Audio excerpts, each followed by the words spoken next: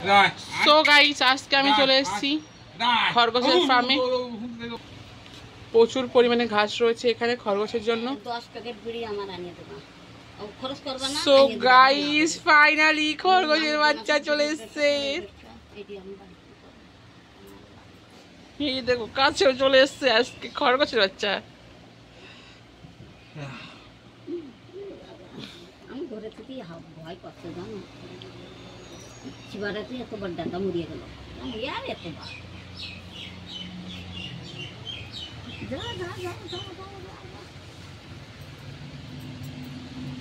আর তুই এর সময় পাই না, তোমাকে বাড়ি দিয়ে পাঠাম ঘর দিয়ে দেব।